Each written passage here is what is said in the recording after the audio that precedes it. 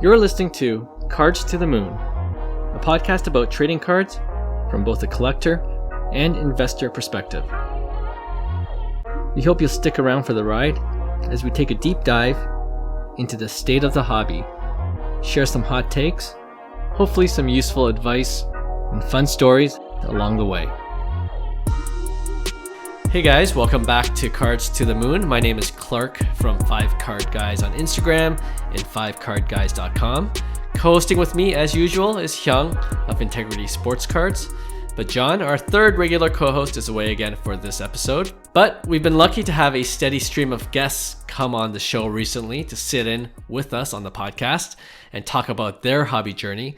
And I believe this might be a record for us, but for the third consecutive episode, we have another guest interview coming up shortly. His name is Darrell Chan, a fellow Toronto collector who has a nice collection of high-end baseball cards. He also set up at the Sports Card Expo as a dealer, where we saw him just last week. And Hyung, you ended up making a big trade with him at the show, which we'll talk about later. And if you're a longtime listener, you'll know I occasionally talk about a trade I made, giving up my Shohei Topps Chrome autograph card for the Vladdy first Bowman auto. Well, Darrell is that guy I traded with. So we'll get his side of the story too later on. But first, off the top, Hyung, for baseball card collectors, it's always exciting when the release of 2023 Bowman Baseball comes out, mostly because it's the first chance to hit this year's Bowman Chrome prospect autograph cards. So, 2 questions. Who's the big chase in the 2023 Bowman set? And how many breaks did you get in on already? That's a good question. Surprisingly, 0. Oh wow! Okay. Yeah. I've been really busy, but that's something I'm making sure that I'm gonna make a priority. Right. I like breaking. Necessarily, it might not be the best ROI, but like I love going through cards, like kind of seeing what the set's about, the user experience, and sure. For me, Bowman is way bigger release than any like Topps flagship, like a Topps Series 1 or a Topps Series 2 or a Topps Chrome. Like there's 3 important releases for me. It's Bowman 2023, the first release of the year, and then it's Bowman Chrome in the summer, and then it's Bowman Draft at the end of the year, right? So for me, it's always exciting. I personally don't like the way Bowman is set up because hobby boxes are so expensive. Jumbos are even more expensive, but the reason why is you'll only get 1 auto out of the hobby box and then 3 autos out of a jumbo. So you're literally playing, Russian roulette. Like it's literally like you're going to lose. You're going to get shot. So, but at the same time, there are, big time prospects that, a lot of people chase, and I don't necessarily like those chase, although right now the value of the chase cards, and obviously everybody knows, Druw Jones, Andrew Jones' son is the big chase, and there's this huge bounty by, I think it's David Adams, was it? Yep. David Adams, Card World. Yep. It's crazy. Like you know what? It's good for the hobby. I get it. It's a marketing thing and stuff like that, but it makes no sense to me. Like, whoever hits that and doesn't take the $250K, seriously, yeah, I'm just like, what are you on, man? Like, it's just insane. I'm like, really? It's a no-brainer for me. Like, for me, I'm taking $250K. For context, David Adams is offering $250K for anyone that pulls the super refractor of Druw Jones within 30 days of the release of the product, or $1 million if he becomes a Hall of Famer. Yeah. If you hold on for that long. At the rate of inflation, that $1 million doesn't make sense. It doesn't make sense, at the rate we're going here. $1 million is going to be worth $250K anyways. Absolutely. Why wait 25 years is what I'm saying. I'm glad we're on the same page here. But there's some big chases. Druw Jones obviously one of them with that huge bounty, so that all obviously helps. You got guys like Cam Collier, huge Reds prospect. A lot of people are chasing him. But the thing to mention on these guys, Druw Jones and Cam Collier, the thing is when Bowman releases, these guys are starting their pro careers, and to me, it's always specifically Druw Jones, he's hitting like a $174 in the Cali League, in a hitters league. Like to me, that makes me scratch my head right away. It's like, whoa, like this is the chase. And, he's in a hitters league, in Visalia in Cali League, with the D-backs. It's like, this guy should be putting up some numbers. And same with, Cam Collier, like he's young, but he's hitting, the low 200s at the beginning of the season. And these are your kind of like main chases. So personally, I don't like the chases that everybody's going after, really. I think, Druw Jones is way overvalued for what, prices currently are for him, and kind of like with the bounty. But, there's a lot of guys like, Junior Caminero. To me, he's the chase for me. I think this guy's going to be one of the better players in this class. This guy can really hit. He's with Tampa. He is a bigger prospect, so his prices are kind of high right off the get-go, and even in breaks, people are after him. But he's a guy that I see that could be kind of like a Jackson Chourio type player, where he's, 20 years old and he's in Double-A making an impact. So there's not a lot of guys that, are performance based that are kind of like dudes right now. And he's off to a really hot start of the season. And he's known for his bat. So for me, it's like a good marriage where he's not really the chase. You got, Collier and Druw Jones as kind of like the main guys. And then you got guys like Josue De Paula from, the Dodgers, huge prospect on that side, but he's 17 years old, right? So it's like you see a lot of success of these young prospects in the Dominican Summer League, rightfully so, because they just signed for, millions of dollars, and then they get sent to this Dominican Summer League to play against kind of like, every organization has the Dominican Summer League team. They play against each other, and it's comfortable for them. They're young, they're getting their feet wet in professional baseball, and then they have to come over off the island into the US. And this is where, for me, like the red flags occur, because guys like guys that haven't really established themselves here in the US, we're spending thousands and thousands of dollars on the chase, right? And I know the prospecting hype is there, but it's something to kind of like note. It's not like, for me, I rather stay off those young prospects. So if I'm pulling those prospects, I'm selling them. Because I could rebuy into when it dies down, because we know all the hype is centered around it. But then there's guys like Spencer Jones. He's another chase on the New York Yankees. Being a Yankee, he's huge, and he's 6'6", 6'7", big lefty stick that has a plus bat, plus power potential. Kind of reminds me of actually a guy by the name of James Wood, who I believe was involved in that Soto trade. He was with San Diego, but he's like a 6'7", huge prospect, and these guys could really, hit at the end of the day. So I really like guys like Spencer Jones, where he has the upside of the Yankees. He has a plus, tool in the bat and the power. Plus, he's performing. Most important. Like, those are the three kind of like, the marriages that you want in prospecting, especially on release, right? It kind of like reminds me of, Druw Jones hitting a $174, like Khalil Watson.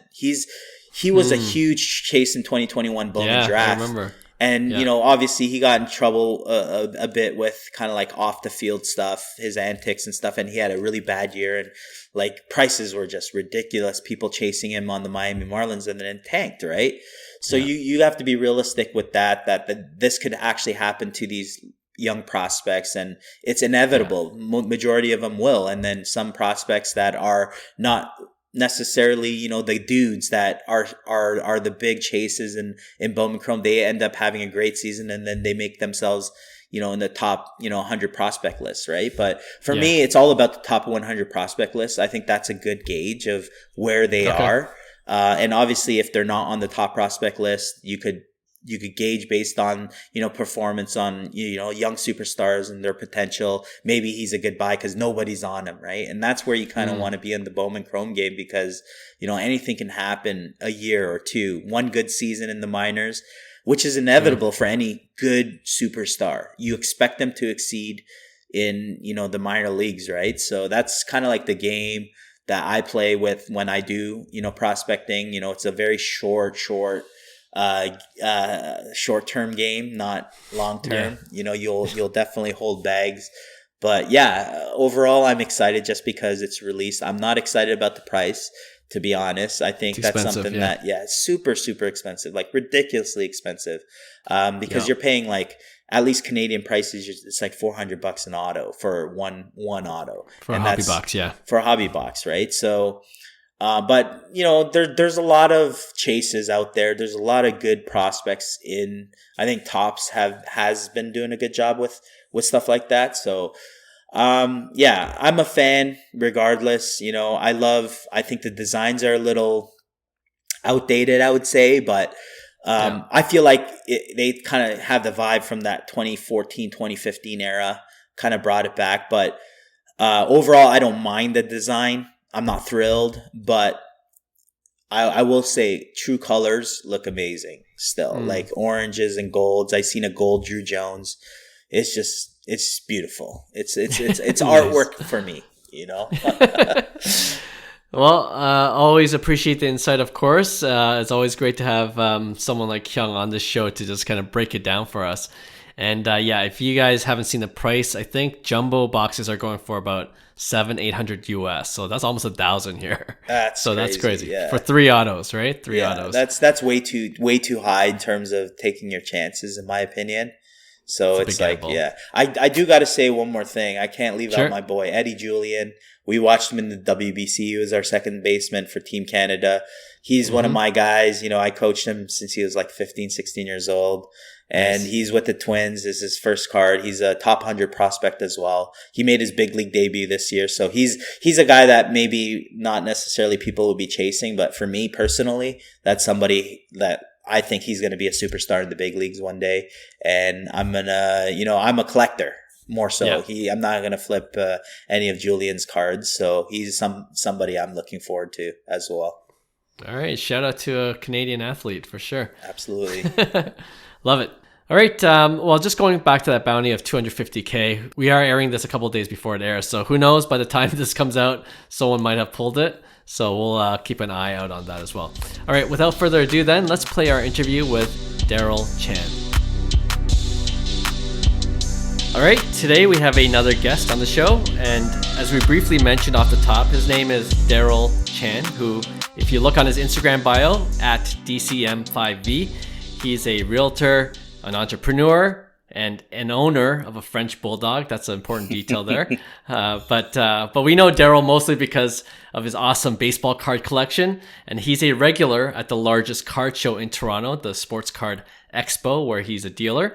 We just saw him there last week, so we'll talk to him about his big pickups and trades and how he generally did buying and selling just this past week.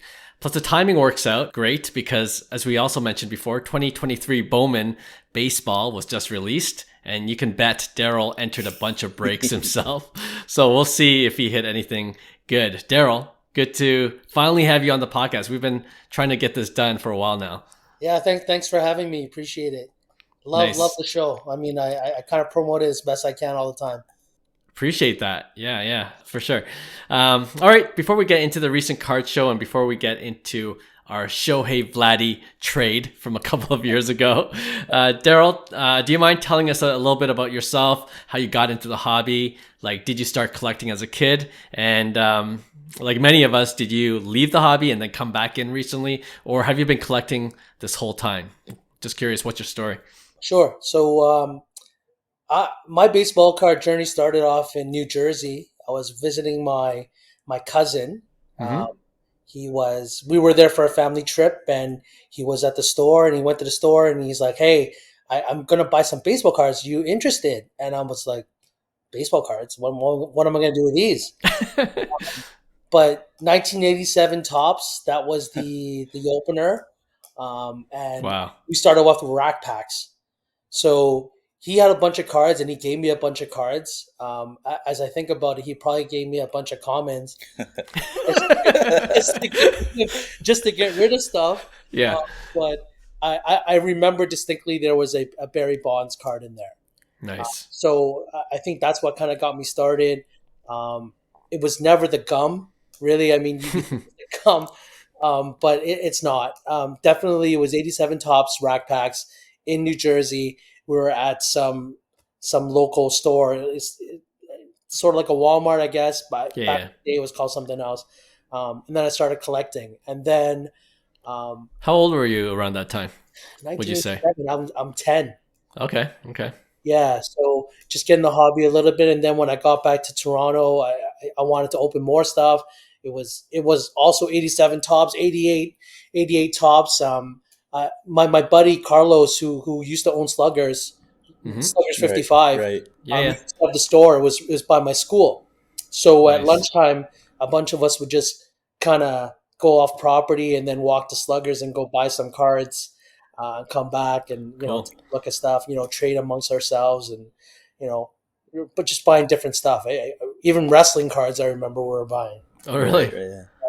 Yeah. Okay.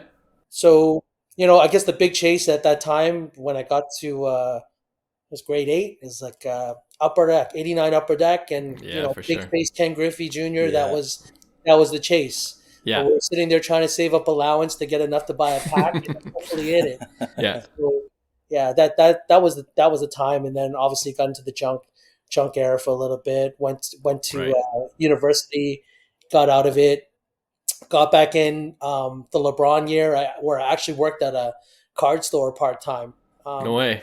Yeah, I used to play poker for a living, and while I was there, my buddy's like, "Hey, do you want like a quote unquote real job?"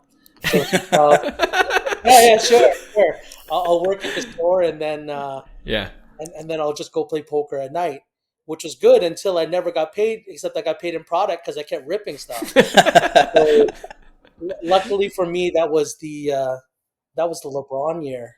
So 03. Yeah, I would say just coincidentally, just a lot of things kind of worked itself out. I was cracking a lot of 2003, 2004. It was actually Bowman rookies and stars. Mm-hmm. Right. Kind of moved on the way up to SP Game Used, SP Authentic with the Jordan box. Damn. But we used to watch a lot of customers come in and just crack open a bunch of stuff, and the stuff they didn't want, they just left it, so we get to keep it. And crazy. So that was kind of interesting. Yeah, cool. Yeah, well, timing's everything, eh? So you've been in for a while then. So you haven't left since 03 when you got back into it? 03, I left after I left working at that store. Mm-hmm. I guess I was just focusing more on poker. I don't have time to try to get up. I need to sleep. So just playing poker. And then some of my poker buddies like, hey, let's crack. I'm going to buy a case of 05, 06 SP Game Used hockey. So we're in the Crosby Ovechkin year. Nice. So again, coincidentally, this is some kind of stuff we got into, and then we're just cracking cases just for fun, and then, quit again. Got back into it in 11 when it was Trout. Quit again, coincidence.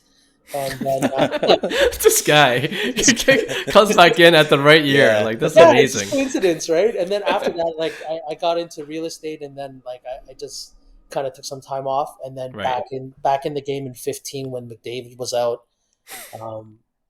Yeah, just did that, and then since 15, I've been pretty consistent all the way through till now. Yeah, cool. Yeah, I didn't know you were like in and out for that long, but that's pretty cool.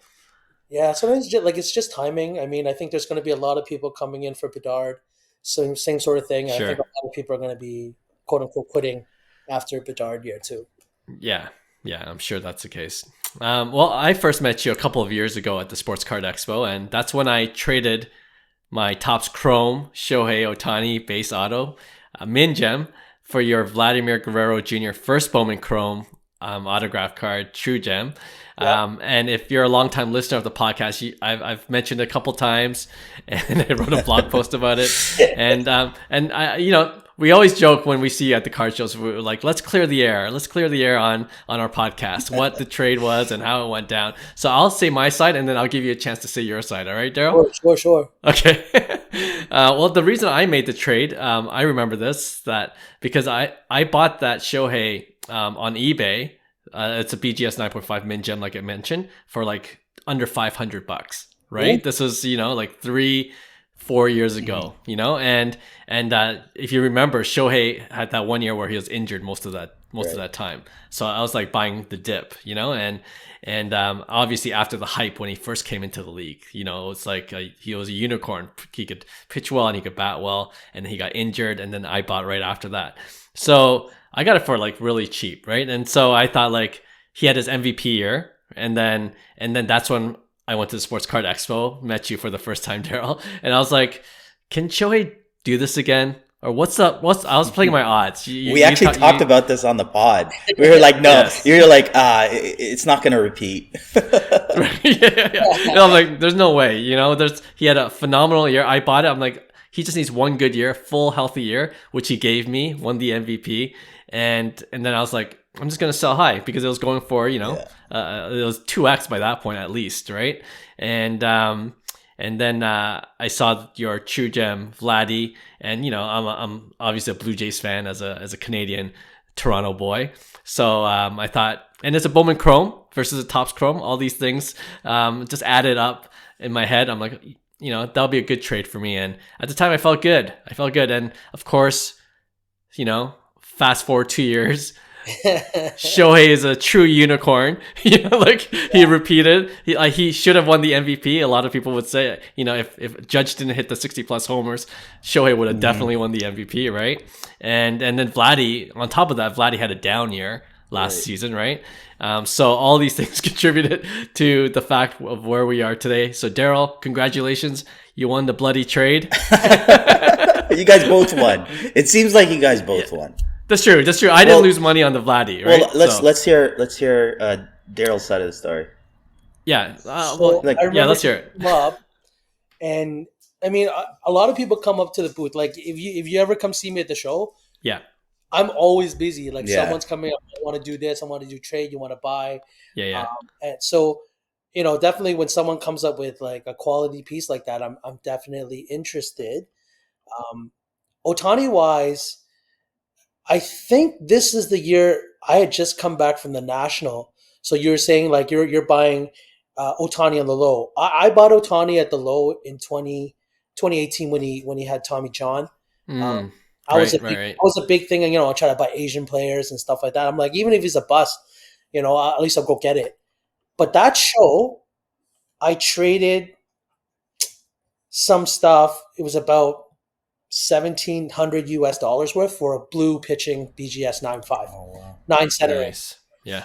I also at the show bought an orange Topps Finest Raw, true orange, which I graded, and it was also a mint gem. Mm-hmm. And also after that show, I bought a raw blue batting, which ended up gemming. So nice. Right before that show that we did that trade, I had sold both my blue Bowman Chromes for $25K US. Wow. And also the orange. This was the same time when I pulled that Wander Superfractor, right? Out of my own personal case, the Wander Superfractor Topps Prospect 100 auto. So I sold all that stuff together. It was crazy. Basically I got $10K for the Wander too. Wow. That whole lot I got cleared like 40 G's. Damn. Crazy. So the reason why I wanted to acquire another Ohtani is because literally I had no more. Gotcha. I kind of got out at the max. Yeah. And, I was feeling a little remorse. Obviously, right. he was going to win MVP, but that's the way the cards are sometimes. You kind of have to sell it, leave a little room for someone else to want to grab it, and then you should make it because at the end, I already 10x'd. Yeah. Right? So at 10x, I mean, what else do you want? What else can you really ask for, right? So when you brought the Ohtani, I'm like, okay, yeah, I'm interested. I'm thinking something very similar where, to be honest, those Vlads, I had like 6 of those. Yeah. So, like if I'm going to diversify my portfolio, this is the best place to take it. And if I remember correctly, you actually paid me cash on top. So I was. I'm trying to forget that. All right. So like to me, like I said, these kind of trades, the best kind of trades are when you both feel like you've lost a little bit. Right. The trade was fair. Yeah. So I think so. for me, I was like, again, diversifying my portfolio. It just so happened that it worked out this way. I mean, I still like Vlad. I did sell my last Vlad at the last expo, Hmm. because like the price is so volatile. I mean, like literally, it was the last show I sold one for 3,500, and this one I sold for 15. Right, so Mm. you know, being in Toronto too, like you take those advantages when you sell local players. Right? So you know, I would say buying something outside of the local is good, Yeah, right? yeah, yeah. Yeah, Okay. Yeah, that makes total sense, and I'm glad we got the fuller picture of that trade. Because I was going to ask you, like, were you really that confident in Shohei, or did you have a lot of Vladdy? And you kind of answered that question, yeah. right? I mean, like for So, me, it's like diversifying your portfolio. You don't want to have all your eggs in one basket. right. So to me, like you were saying that you bought that Shohei for like $500. Yeah, I paid 250 for that Vlad, so I don't feel so bad at all. yeah, yeah. The cards are all revealed. Well, I'm just saying, like, No, that's good. You guys both won for sure. right. Yeah, Yeah. And yeah, that's the way you have to think about it, because if the other person on the other side of the trade is like, well, I made and they feel happy about it, but they know that they paid less for it, so they're into the card for less. So Right. for them, it's Mm. worth it, right? It's the same thing with the deal I did with Hyung, right? Like with Machado's, right? Yeah. We yeah, just yeah. did that deal just this past expo. Yeah, Yeah. which is great, Nice. because I tell you, those Machado's were helping me close other deals too. Awesome. See, that's what I Mm. love to hear, is just like, something that, like, for me, you guys know my story, and DC used this against me because he listens to the podcast, so he knows how much I bought for those. So he got a great deal on them. Reminded me, I know the whole story, where Yeah. you got them from, Yeah. like how Yeah. you traded them. And I'm like, not that I use that against you, so to speak. No, But no. Yeah, I get it's, it. yeah, I know for you, it's like you're not into it for as much. So, Right. and he would offset like the cash cost. It makes sense, right? Yeah, yeah. No, it was great. I was happy with the deal, and Yeah. you did well with the Machados. Like, you got rid of them, and got your money in that way. So I was overall Yeah. happy. Yeah, and it was good because it's something like when you're dealing with people that you already know, it's just like so much easier. It's like, what, this guy's.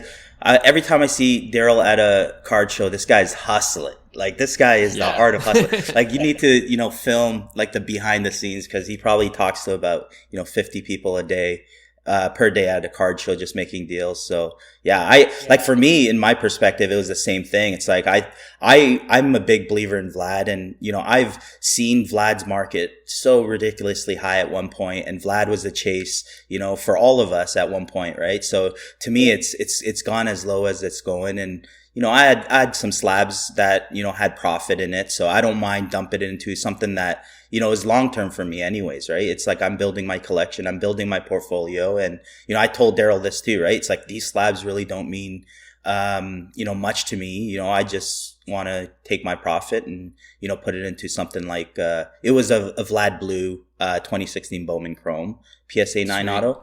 Awesome card. Yeah. Just beautiful card. And the last show I did a blue Acuna, I did really well with. So, I said, why not?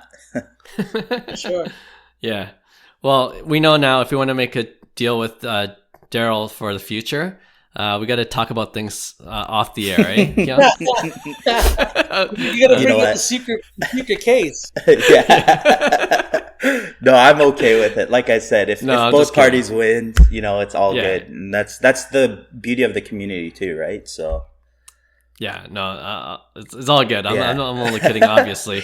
And even when I talk about this trade, like it's like it's almost half joking that I'm upset because like I'm still up on that Yeah. trade, obviously, Right. and For it's, sure. it's we both won, right? Yeah. It's just different degrees, but yeah, no, it's all good. The next question I had, we said on the podcast before that when we talk about the local shows here in Canada, they're primarily hockey cards. Like, you walk around, 90% of the booths are hockey cards. And that's why Hyung and I always like to stop by your booth, Darrell, at where you set up with Dolly's, because of your baseball card collection. So I'm curious, how have you acquired most of your high-end baseball cards? Because it's pretty amazing. So I used to crack a lot. Like, I'll be honest, man. I got a problem, right? Like, literally, I have so many cases. I mean, Yeah. like, you don't see it in this photo, but like before, like I have a room. It's just basic. It's a bedroom that is Yeah. basically shelves and shelves of like wax and stuff like Mm. that. And basically, what I used to do was I would buy, 2 cases of every Bowman product. I crack one and I leave one sealed. But I got so busy with real estate that it got to a point that I'd buy 2 cases of some stuff, and Hmm. by the time I had time to open it, the price would already have gone up for the case itself. So it doesn't make sense for me to crack it. So Right. a couple shows ago, I sold a large portion of my wax to David Adams for like 50 grand. So Wow. like, so I mean, I made money from that for Yeah. sure because Bowman was crazy, way cheaper before. Like in Sure. 2017, that's when I met Will. Mhm.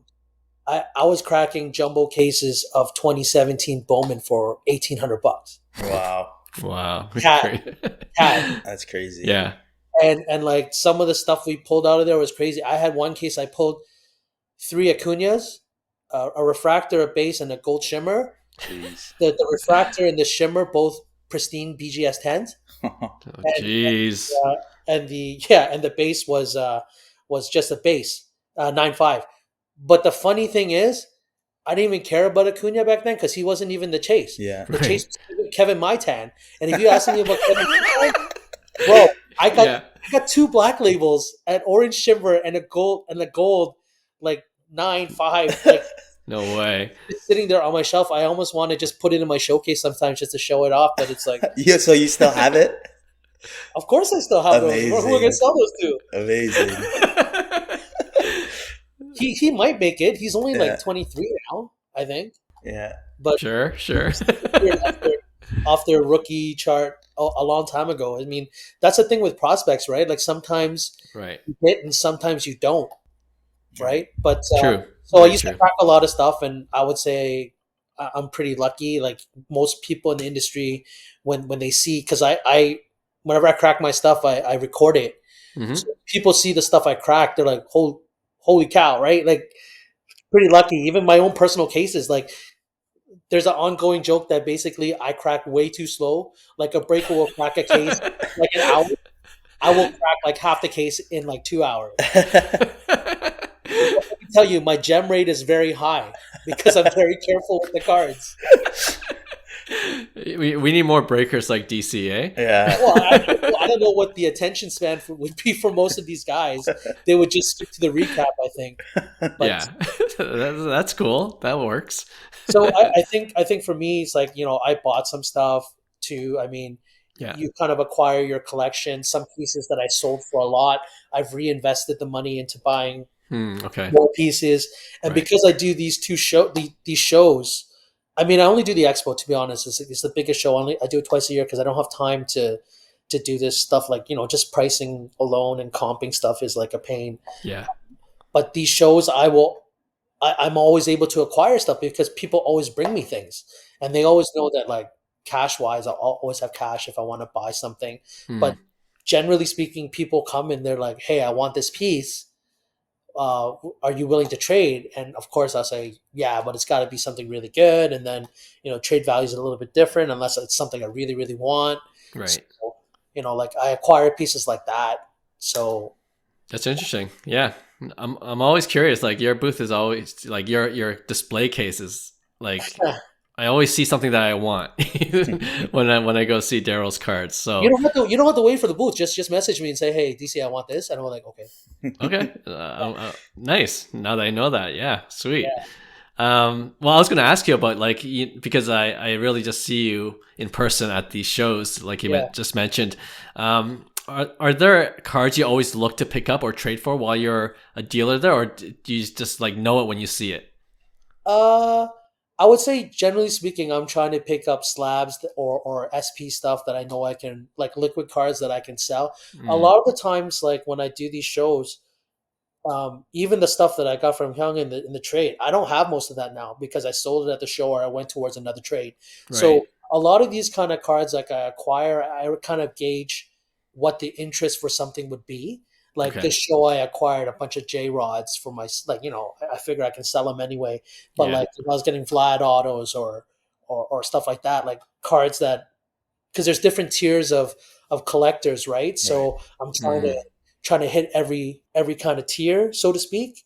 And then the way I have my booth set up is like with my buddy, because he does a lot of lower end stuff. I don't really have the time to kind of sort through it, but he handles that stuff, which is great because that helps me get rid of a bunch of things that I never even sorted through that was just sitting there, but like $25, $50 here and there, and it just adds up, and then I'll just use it to acquire like a big card. So a lot of people bring me stuff, and when you're buying, sometimes people like maybe they're not into it as much, so they won't charge you as much. And at the end of the day, cash is king. So like when people see the money, it's like, well, okay, I'll take it. But for trades, like definitely I did some stuff, and I'm going to show you something that I know you're going to really, really like. Can you show us now? Yeah, what are we talking about here? This is a good time. Yeah, this is a good time to show us. I got to full screen this. So I don't know if I don't want to show you everything, but I selected some cards. I kind of want to build it up, right? Okay. So this one first. Oh yeah, I seen that. I was like, that's a great card. It's a Ohtani second year Topps Chrome gold. It's a gold, so it's out of 50. It's a 2019 Bowman Topps. I'm sorry, 2019 Topps Chrome Ohtani gold. I like it. Beauty. I picked up Jonathan Taylor XRC gold out of 10. Nice. Oh, wow, I love XRCs. Yeah. Off season, right? So assuming they get a QB for this guy, he's going to be good. So I guess one of the things is too, I try to acquire stuff during off season because it's the comps are less. Yeah. So any football these guys brought, obviously, like I'm trying to pick up Mahomes, like QBs and stuff like that. But I picked up a couple, like a Devontae Adams, like out of 10 auto. Like Jalen Hurts, like numbered stuff. Yeah. It's Jordan Waller Black. I like him. Ooh.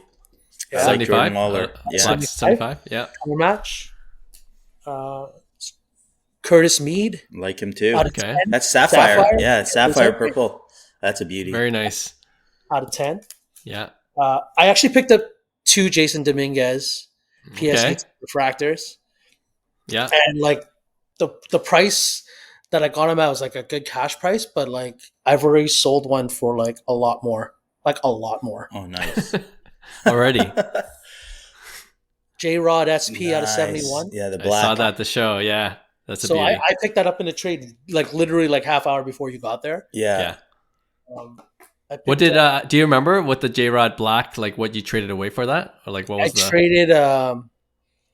traded a Trout 2011 Topps Update PSA 10. Oh, okay. Nice. Okay. But I have multiples. I have multiples of that too. So I like that trade. Yeah. I think that was a good trade. I mean, and for you, I like it. Yeah. This J-Rod vintage stock. Vintage stock. Yeah, I was 79. Underrated. I think vintage stocks are underrated. Never seen that. Yeah. Crazy. Oh, one of my favorite ones here. You got to keep that. It was a Topps Chrome Manny Machado PSA 10. For the podcast listener, it was the Manny Machado Topps Chrome that Hyung one of 9 to Darrell. He probably sold 8. 1 of 9. So I have 2 left out of the 9. Nice. Wow, so, you moved it that quick. Yeah. That's the thing with the show is that a lot of stuff like you can kind of flip, like turn over, like literally you're I don't know, like a couple things just rolling in again, like you're double dipping a couple of times. But as Hyung said, like I kind of use Machado as a deal closer. Like say we're close on something, right? And like the price difference is like $100 or whatever, right? A couple hundred. Okay, what if I throw in this Manny Machado Topps Chrome? It's worth $200. Yeah. And the guy's like, the guy thinks he's winning the trade, right? Yeah. Obviously, he's winning the trade. Yeah. But to me, it's like, well, it didn't cost me the same, so it's worth it. Plus, I had 9 of them, so. I love it. Okay, but this is the one I want to show you. Okay. Oh, yeah. Second year, Topps Chrome, 84. Red Ohtani auto. Out of 5. Out of 5, yeah. Old auto. 1984. Wow. I love that card. Yeah. That's amazing. So color match. Amazing. exactly. So that's going to be going to grade that. I'm going to go to the national and get it done. Nice. I think that's more of a BGS one, just based off what we see there. I was going to say I have a bunch of PSA 9 Machados if you're interested. not now. maybe at, the thing is at the show. I'll be honest with you. Yeah. It's because I'm there like for X number of days. I can gauge how much time I have to flip or get out of something. Yeah. Right. So if sometimes people will bring me a card at the end of the show and want me to buy it cash, I'm like, well, this doesn't make sense for me now because now I got to wait for the next show. Yeah. Right. Yeah.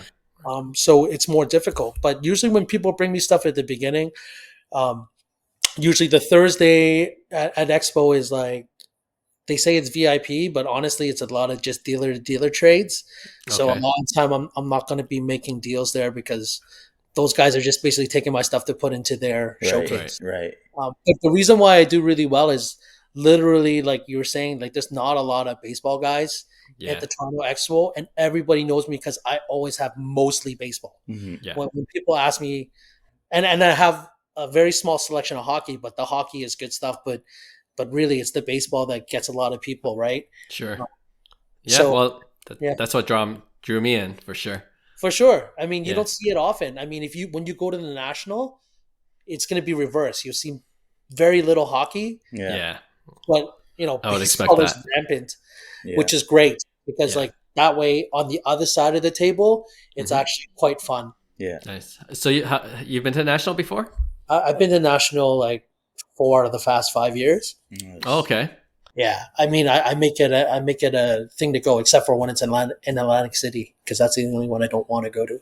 Why? The venue isn't so fun. Basically, there's not a lot of stuff to do outside of gambling. Right. Whereas in Chicago, I can go catch a Cubs game. I can catch a Sox game. True. I can go like see the city and do a bunch of stuff. Yeah. So that's why it's more enjoyable for me. And when it was in Cleveland before, it wasn't so bad either. There's the Baseball Hall of Fame. There's the Hall of Fame. All those different things you can go. Yeah, things to do for sure. Time off. Yeah. Cool. Just going back to your Shohei, that red 84, right?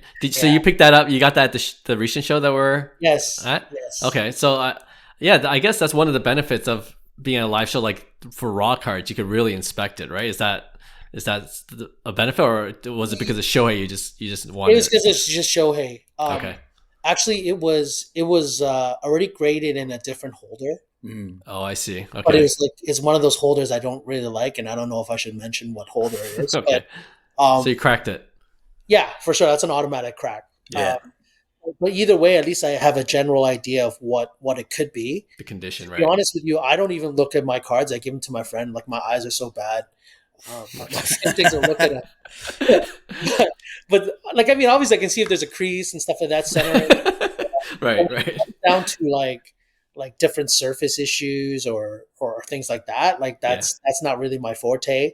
But I know that the prices that I pay for raw stuff, it's still worth it for me. Like I picked up that Volpe raw auto. I got a pretty good deal on it. I flipped it at the end of the show. Actually, that was part of the trade for that J-Rod retro stock. I mean, oh, okay, vintage stock, yeah. Yeah, so like, cool. Things like that. When you have pieces like that, and then people don't question me really, right? Because even Cito came last year and he bought that SP J-Rod from me, which I had acquired literally like half hour before he came there. And, obviously people ask, like, they see all the slab cards and then they see the raw card, like, what's wrong with this card? And I go, I literally just got it. If I don't, right. If I don't sell it at the show or trade it at the show, then I'm just going to grade it. And he graded out of 10. So, wow. like, I think it's really, really important to be honest in this business. There's a lot of shady characters out there that'll say, like, sell you like a raw card knowing that there's something wrong with it. If someone asks me and I saw it, I'll tell them. Yeah. I see that's wrong with it, but that's also why it's priced that way. Yeah. Excellent point. That's why we love dealers like Darrell. Just the honest type. Well, I appreciate that show and tell segment. That was pretty cool. We'll try to get some of those clips on our social media after this podcast episode comes out.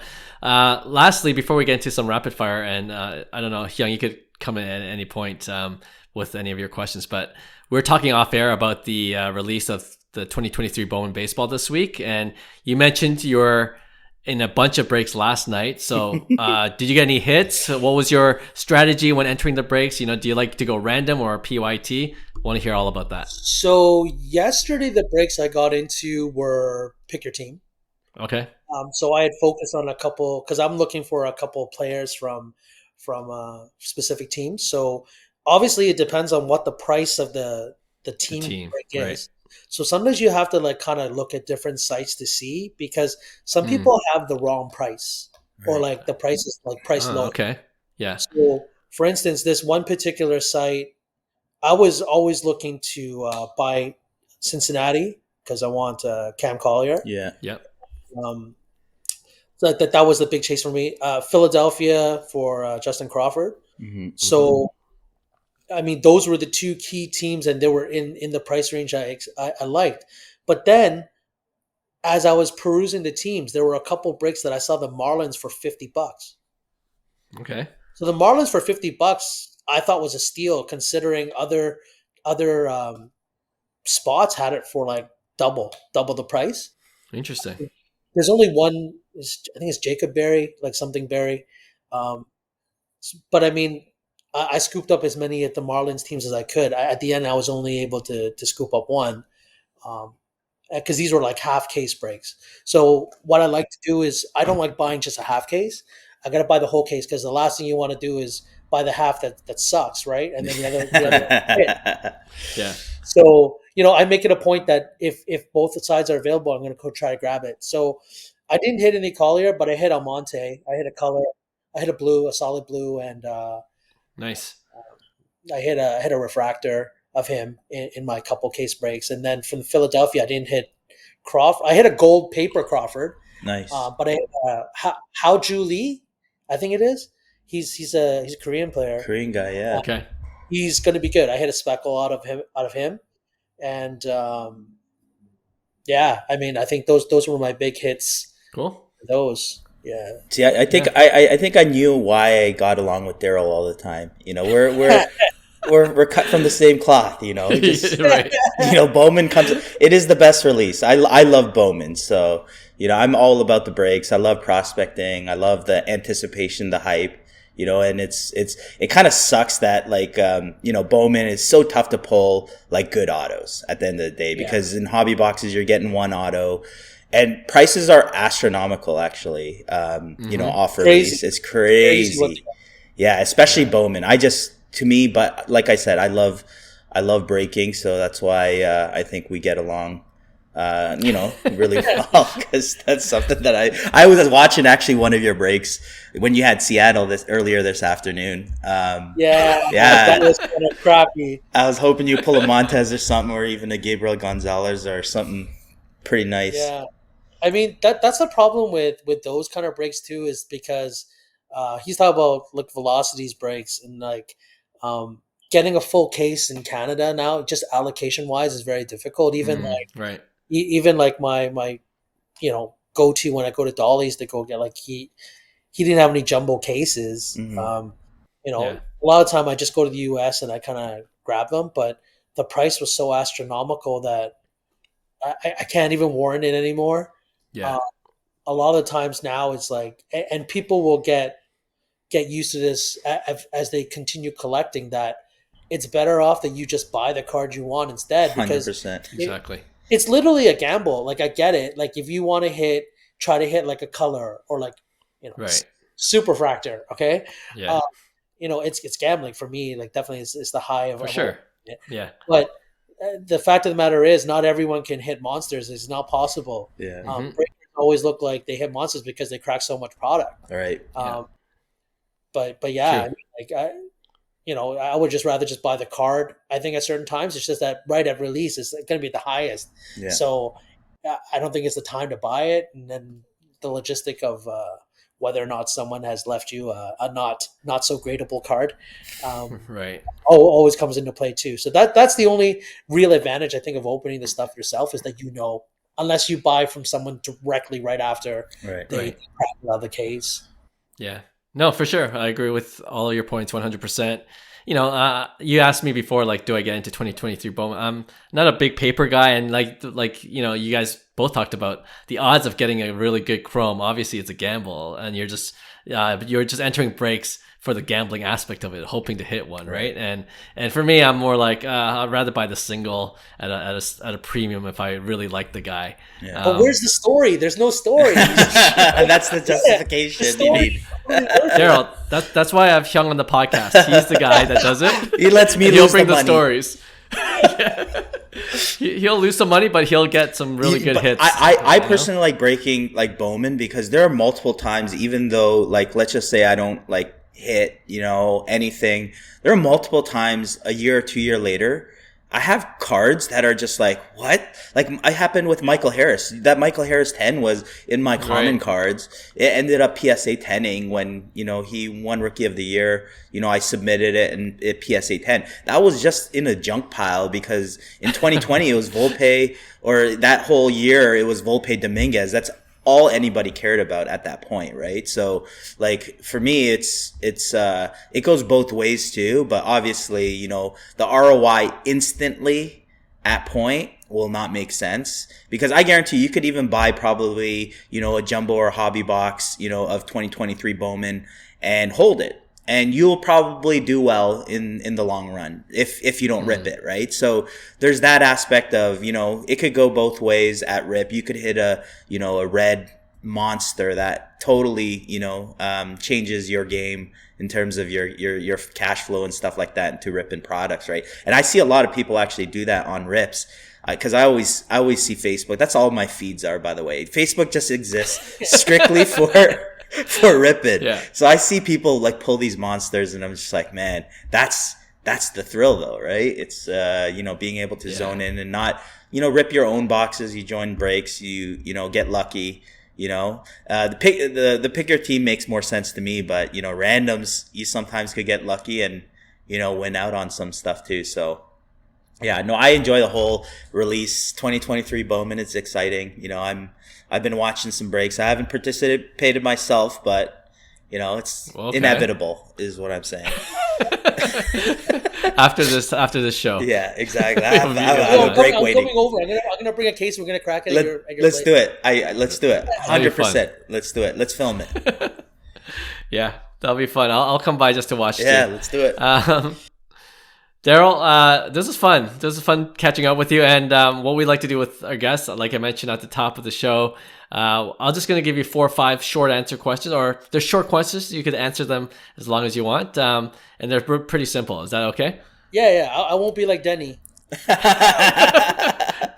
You can see I listen to the show, right? Yeah. But Denny was cool. But yeah. Very cool. Very cool. Yeah. No, okay. Well, the first one, if you heard that show, you'll know the first question. Favorite card you currently own? My favorite card. So not the most expensive card, right? Favorite. It could be the most expensive. It could be the cheapest. So my favorite card is the 53 Topps Mantle. Ooh. Wow. It took me 6 years to find.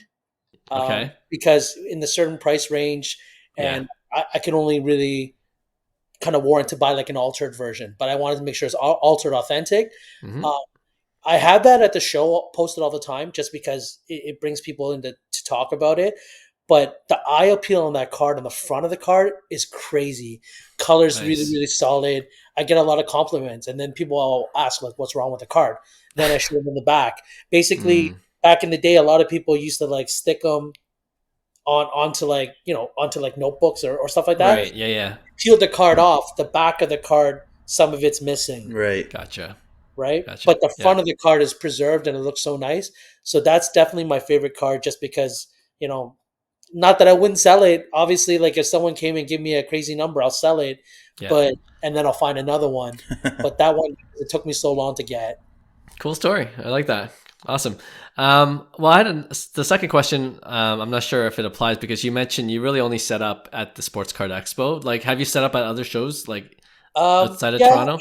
I took a shot. I set up in LA with my buddies one time to do an LA show. That's where I actually I did quite a few deals over there too, having some baseball that these guys didn't have. And, that's where I was able to actually acquire some of my Mike Trout stuff and Ohtani stuff. So the thing is, logistically, it's very difficult to bring so much inventory across the border, Right. without having problems and stuff like that. So like, I'm probably not going to do that again. Um, I find when I go cross border, then usually I'm just more of a buyer. Like I'll bring like 5-10 cards that maybe I want to trade towards something or Gotcha. sell. Then that's the best way. Okay. No, I was gonna ask you like, what was your favorite? Which card show do you like setting up at? But I know it's limited, so that's It's the expo, I'd say. I mean, honestly, because we have such a great location, like Dolly's is always set up and has a massive booth. Yeah, they do. And like, I guess all the different vendors in our booth, everyone knows for one reason or another, whether it's from breaking, whether it's from local spots. Like one of the guy Kyle set up beside me is from Ottawa. You got a lot of Ottawa guys. Hmm. So and then you got Quinn and Rob Wilson. Like Quinn is like all like super super high end. Like you think my stuff is high end, it's not even close to what this guy has. He'll have like Right. he have a 51 mantle, like a PSA 4 or something like that. Crazy. Like Yeah, I think I saw Gretzky PSA 10, like stuff like this. right. Yeah. Yeah, ultra high end. Yeah, cool. But I think it's a good mix for us. Yeah, yeah. And you guys are like right in the center, so that's awesome location. Yeah. All right. This is kind of 3A, 3B. First, your best card flip. What would you say your best card flip was? Well, the Ohtani one's up there for sure. You got to use that one. just Oh, that's just digging in that knife right there. No. I sold that card this show. Did you? Wow. I did. Oh, wow. Okay. And I was just really, really adamant about the price. Like, so since I got that card from you, Yeah. I've always put it in the showcase. Mm-hmm. I've always put it up a little bit higher than what the comps are. People will always come by and say, "Hey, I'm interested in buying this card. Would you take this?" And I always say no. Like Yeah. I'm really adamant about that. Even this show, I priced it at $6K, Yeah. and the last comp was like, I don't know, 4,000 US or something, so a little bit under $6K. But at the end of the day, there were a lot of eyes on it, and I know at the show there wasn't any other ones because you as a dealer you walk around too just to see what you're competing with. Right. Baseball, I'm not really worried, but Ohtani original auto wise, there wasn't any. Yeah. I saw there was a sticker one because someone came by and offered to me a lot of tops now with the new autos, which I'm not crazy about. Right. Mm-hmm. So, this one guy came who bought a lot of stuff, mind you. Every time he came back, he bought more stuff, but he kept asking about the Ohtani, and I said, I'm not budging on the price. Fourth time he came back, he bought it. Wow. Okay. Straight Yeah. up. Yeah. Nice. Okay. So I would say that's one of my best deals, but I think a lot of and I guess just buying the cards, like I've bought some cards before, like when there were prospects like really low. Yeah. And the ROI on them is like 10, 15x. Like those Otanis I was telling you, those blue Otanis. Like I picked up Juan Soto Gold when he came out for $200. I sold it. I sold it when he got called up for $3K. Yeah. Okay. Like US, like whatever, but 15x. Yeah. But if I had that card now, Oh, it's crazy. or like, you know what I mean? Yeah. And like, stuff like that, I'd say those are good, but you can't look back at it like that. You have to think like, what did I do with the money? Yeah. Like, what did I roll it into? Exactly. Stuff, Exactly. right?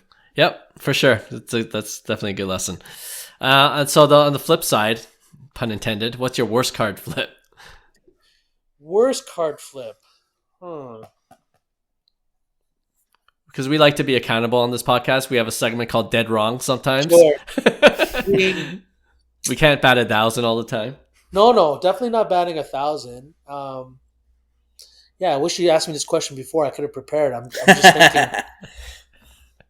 If it comes to you, we could come back to it. You know I what? I wouldn't say it's bad. Like, I mean, obviously you make bad decisions. Like I buy some prospects that don't pan out. Like, like Francisco Mejia. Right. for Okay. instance. Yeah. Like, and then when I buy it, I'll buy like an orange auto. Yeah. It's like, what's that worth now? Yeah. Right. Something like that. So the risk of prospecting, it's always there. Yeah, but I mean, like if you set certain rules, you don't run into these kind of issues. Like I set rules for myself. Like I don't buy pitchers. Right. Yep. Right. Stuff like this, or like, I think for me, it's like, this is what I do in anything I do. It's like I set up certain parameters so I don't get caught holding the bag with a lot of different things. Right. Yeah. I mean, obviously, sometimes you can max out on when you can sell something, but if you get greedy and you can't sell it, like for instance, I had an orange Bellinger. I don't know if I told you a story, but during COVID, I had purchased like 9 loose boxes of 2015 Bowman Chrome at an expo. Okay. I sold most of those boxes. I had 3 boxes left sitting on my shelf, literally, and I was bored. It was like 2 a.m. I was in my condo, and I was like, you know what? Forget it. I'm gonna crack these open. Okay. First box, I got nothing. Second box, I got nothing, and now I'm like pissed, right? But I recorded that. I recorded all this. I'm like, Right. you know what? I have to follow my rule that I can't leave like a box unopened if I'm gonna. Right. Yeah. The third box, the last auto is a second last pack. And I'm talking about, I'm like, oh, wouldn't it be awesome if I got like a red Glaber, like when Glaber was still hot, Yeah. or like a red Bellinger. And lo and behold, I'm peeling the card. I see the LA logo. And it's orange. I'm like, oh my god, That's the best feeling. Bellinger, right? Yeah. And it's like I'm trying not to yell in my condo because it's literally 3 a.m. I pull this card and then I'm like shaking. I put in the top loader. Everything's good. In the morning, I get like a ton of DMs. Long story short, basically, if you follow Bellinger, he's like 1 year on, 1 year off, 1 year on, 1 year off. This is like the year right after he had won, Rookie of the Year, MVP, World Series MVP, and I was like, I need to grade this first, but because of COVID, all these different things kind of happen. So I held the card for a little bit. I was hoping I'd get like 25K, pipe dreams, whatever. Yeah. Held it. Then he had an off year. I'm like, oh my god, now I have to wait another year. Right. And then wait till I guess LA made it. They always make it to the playoffs, but it's just like hopefully they're going to win the World Series. I sold it at, I think it was the Expo that we did our deal. Okay. But a guy came and he's like, I priced it at like 15K. Obviously I would take less. Like that's just a showpiece. Yeah. I was like, how much for the Bellinger? And I'm like, I don't know. What do you got in your pocket? What do you want to offer me? He's like, I got at least 10K in this pocket and I'll give you whatever's in the other pocket. And I'm like, okay, show me the money. Show me the money. Throws a brick on the table, and then he opens his other hand. He's got $600. I go, done.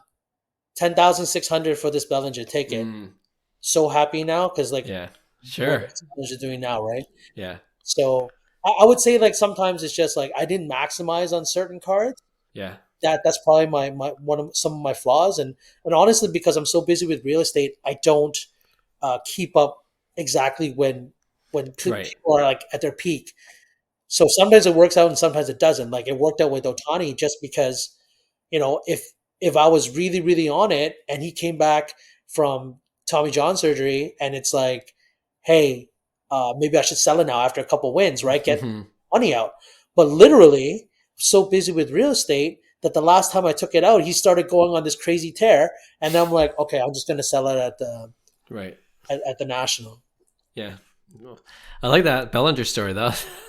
I love how that's Darrell's worst card flip story.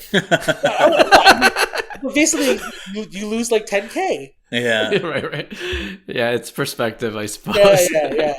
No, it's all good. All right, last question, and this will be it. Because we always end off our short answer questions with the Canadian-centric question. Okay. And you're a fellow Canadian, so it's not as fun when we ask our American friends. But which Toronto player do you like collecting the most? Could be any sport. Could be any sport. Yep. Got to be Vince Carter. Nice. VC is like a common answer. Yeah, right? for sure. Yeah. I mean, like I've had Raptors season since '98, so I've been through the crap and I've been through the good stuff. Even though we were upset when he left, under what circumstances, you can't deny him as an amazing player. Agreed. Ridiculous athletic specimen. The guy could dunk like nobody's business. The guy like improved his 3-point shooting just to become a player. Like, Yes, sir. Yep. amazing. Good answer. Good answer. Well, Darrell, this is kind of like the Denny interview. Like the hour kind of goes by super quick when you're having a fun time chatting. So we got to have you back on, and you're in the city, so let's meet up soon, and for sure, I don't think we were joking when you said when you offered to come by Hyung's studio place and rip. Absolutely, so I'm excited about that. I have some cases, honestly. Like, Let's do it. I go to Nelson's house to rip because I have no room here. I don't have. Come by, bring Nelson. We got to shout out Nelson again because we always do on the podcast. Velocity Sports. We need him Cards. on the pod too. Yeah, we'll get him on the pod. Let's do it. Yeah, I told him, I go, guys, I'm gonna be on the pod. Make sure I'm gonna shout you guys out too. But there you go. So everyone, Velocity is gonna be listening for sure. Nice. Sweet. All right, good stuff. Thanks, Darrell. Thank you for having me. All right, that was another great interview with Darrell. Like we said, we need to have him back on the show. And since he is from Toronto, we'll try to do a live thing, or at least an in-person thing, breaking a product. It'll be fun to have him around because he seems to have a lot of luck breaking big cards. So I need some of his luck for sure. So we'll definitely keep in touch with Darrell and let you guys know when we have that new segment with him. All right, let's end off the show with our regular weekly segment we call Pick One. If you're new to the show, this is when we'll put up a couple of cards or a couple of sets, and we debate which one we would rather invest in. All right, so Hyung, do you want to start things off? Sure. I'm going to go with two guys that kind of don't get hobby love, and I want to bring them up because I think potentially people should start considering. And I know part of the reason is a lot of these guys coming up, these up and coming, they have so many rookie cards. So that obviously determines the factor of kind of like pricing and, how prices are. But I feel like they're both kind of like underrated, under the radar. They're in that lull period that we always talk about here on the show with, John, after they become kind of like a star, a semi-star, it's like nobody has love for them anymore until they reach the Hall of Fame, right? So I'm going to go basically Yordan Alvarez of the Houston Astros versus Pete Alonso. Pete Alonso's having a pretty crazy season starting off. He's hitting some home runs. He's driving runners in. Typical 250, 260 batting average as expected. But I think Pete Alonso has a little statement in him because I feel like he wasn't too happy at that Team USA roster, like his playing time, like he wanted to play, but obviously that's a lineup filled with, and they didn't get the job done. So I feel like Pete Alonso has something to show for. He wants to prove something, and this might be a year. I mean, if he follows up in the city of New York and hits 62 plus, I'm just saying what would happen, right? So I want to get him involved because I see somewhat of a price increase in Pete Alonso this year, which we never seen in the past couple of years, but now we're starting to see it move. So let's go Pete Alonso. We're gonna stick with Bowman Chrome because I know, Clark, you're a Bowman Chrome fan, and you don't do flagship rookies. So let's go PSA 10s for both Bowman Chrome base autos. Okay. So on one side, I think with Alonso, you have a pop of 339 PSA 10 auto, and last sold in between $450 to $550. So very reasonable compared to prices we're paying for base autos of Jason Dominguez and stuff like that, right? So Yordan Alvarez on the flip side, a lower pop count at 216, right? And the last sold between 600 and 700. So Yordan is currently outselling our boy Polar Bear Pete. What are we at? What if you're to invest in one player between the two, are you picking Alonso? And in this circumstance, we're going to stick with the Bowman Chrome because both have too many rookie cards out. So what are you going to go with? I think this is pretty easy for me, and you kind of laid out a couple of really good points why I'm going with this player. The fact that he plays in New York, the fact that he can mash. I mean, both can mash, but obviously he's off to a hot start. 10 homers already. 10 homers, yeah. That's he's in the double digits already. He looks like he's healthy, unlike Yordan, who has a neck thing, right? He's injured with neck, but he's still going to drop probably 40 and hit 300. True. I mean, he's Mr. Consistent when it comes to power and average. So I'm not too worried about that. But... But you said the answer is easy. So before I continue, I'm just going to say, Yordan is 26 years old with a 14.3 WAR. Okay. Yeah. And Pete Alonso actually. Is, I believe, here, let me sorry, I'm looking this up because I'm trying to change your mind because I already know your answer. So he's at the same amount of WAR. He's 14.7, so just under Yordan. Yeah. And he's entering his 28th, 29th year. So he's a little behind in terms of production if you're looking at it that lens. I see what you're trying to do, but it's not working. It's not going to work. I already know your answer, but what are you going to say? Polar Bear Pete, man. Why? Because he plays for New York. I like that he plays for a large market team. Houston. There's a stigma against Houston by some collectors, right? Town, though. They don't care about that, these collectors don't care about it being your second hometown. Or they win though. They're a winner. Win. They're a city of winners. That's why it's easier to hate them if you're not rooting for Houston. You know what I mean? Yeah. If you're not part of H-Town, it's easier to root against them. It's like, absolutely. Damn, they're winning. Yeah. You know what I mean? Like people like underdogs, and like the price point's better. I feel like. In all honesty, both these guys don't get the love that they deserve. And if anything, the $600 to $700 for Yordan, I could see that coming down even a little bit more. Fair enough. Closer to Pete's pricing right now, with around $450, $500. So I feel like Pete Alonso is kind of there right now. And although I don't expect his prices to jump, I think it has more opportunity to go up from where that price is now. So that's kind of. I'm seeing the market value of both cards, and Pete's doing well. All these other secondary reasons too. So I'm gonna go with Pete Alonso. And when you said if you had said he was like 32, I'm like, okay, maybe I think. But he's 28, 29. I'm like, okay, that's not only a couple years. I tried swaying you, No, because Pete Alonso for me, I want to prove a point with this. Sure. Pete Alonso is my pick too, but my whole point is if you're looking for a short-term flip, Pete Alonso would be a great candidate in my opinion, because if he does hit 60 plus home runs, man, that is potential. That's what you're looking for right there, and his prices are that perfect marriage. And for me, I just wanted to kind of see. I kind of knew your answer, to be honest, but it's more to prove a point. Yeah, I would go Pete Alonso on this one as well. Yep, nice. You know what? I'm almost tempted to go on eBay after the show and scoop up a Pete Alonso at those prices. So we'll see. Maybe we'll have an update at the next for the next podcast episode if that happens. All right.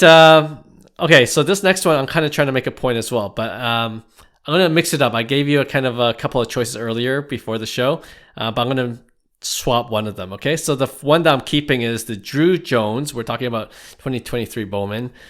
So there are some Druw Jones first Bowman Chrome already out.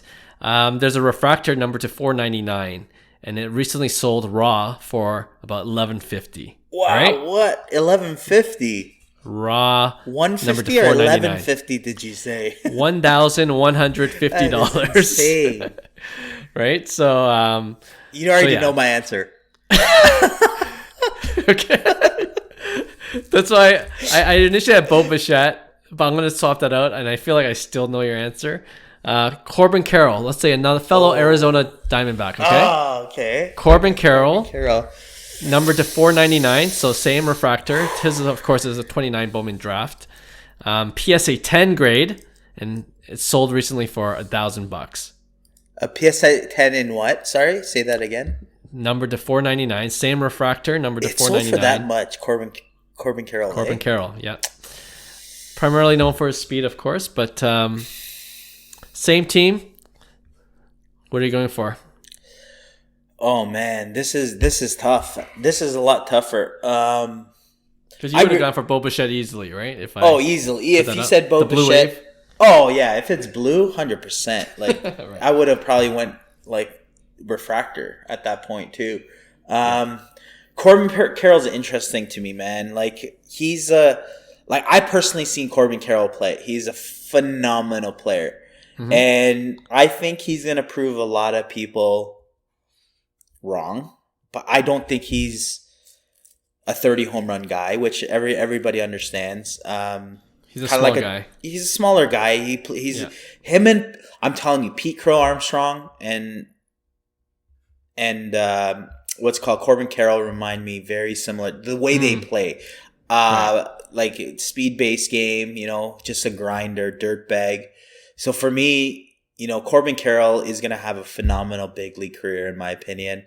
And in this, like Druw Jones, it's just, I think there's so much hype around him. And if he was hitting like 350, in his first year in pro ball, the guy's hitting a $174.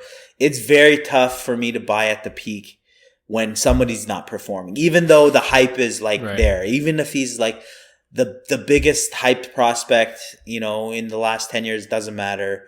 He's still not performing. Whereas Corbin Carroll, he's been performing every single year. He's going to be a big league all-star. He'll probably be an all-star this year. Arizona's a young team coming up with guys like Jordan Lawler and now, guys like what's called Druw Jones and stuff like that. So it's an exciting team. So for me, in general, I think Corbin Carroll is the pick. I think Druw Jones is way overpriced for what he is right now. And it's the big Bowman hype, especially with the bounty, being at $250K to cash out on that superfractor. I think there's a little more hype than that you're going to buy into in that point. So I'm going to definitely pick Corbin Carroll. Okay. Yeah, I knew you were gonna pick. Well, I didn't know. I knew it was gonna be harder than if I put up Bo Bichette. Yeah, so. Bo Bichette, especially if it's a color. I'm a big Bo fan, so I would have picked Bo regardless. Okay. So mine's gonna. Oh man. Don't even try playing devil's advocate. Tell your true feeling right now, because don't even give an opinion for. Who's gonna hit more homers, Druw Jones or Corbin Carroll? In year 3.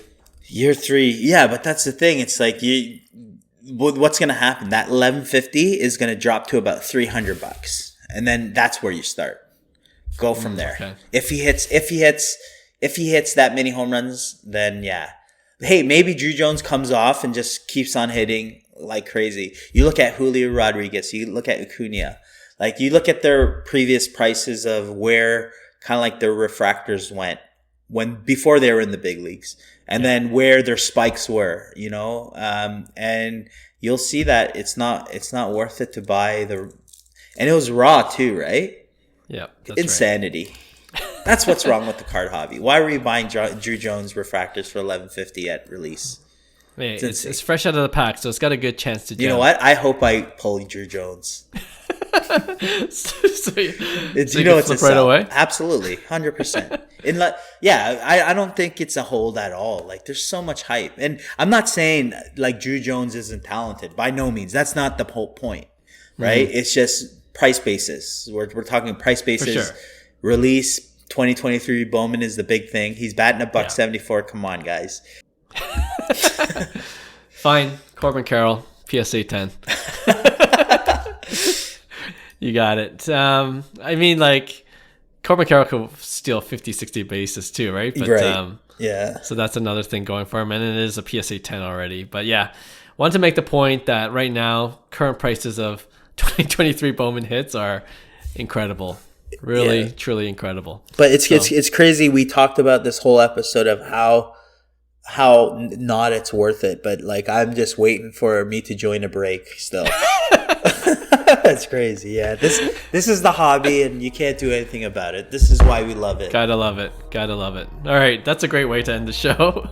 Gotta love the hobby, and we love all of our listeners and subscribers too. We always appreciate you guys. If you haven't already, we really appreciate if you give us 5 stars wherever you listen to your podcast, and we'll have a brand new episode next week for you. See you then. Bye. Hey, thanks for listening to Cards to the Moon. We'd really appreciate you subscribing to our podcast, wherever you listen to your podcasts. And you can also connect with each of us on Instagram at 5cardguys, or you can follow Hyung at Integrity Sports Cards, or John at TradeU@Recess. You can also check us out at 5cardguys.com. Thanks again, and hope to connect soon.